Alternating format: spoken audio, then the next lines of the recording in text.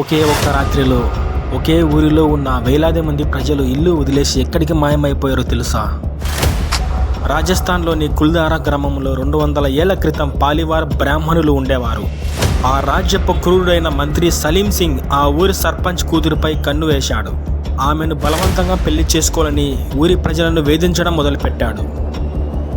తమ ఆడపిల్ల ఆత్మగౌరవాన్ని కాపాడుకోవడానికి ఆ ఊరి ప్రజలు ఒక సంచలన నిర్ణయం తీసుకున్నారు.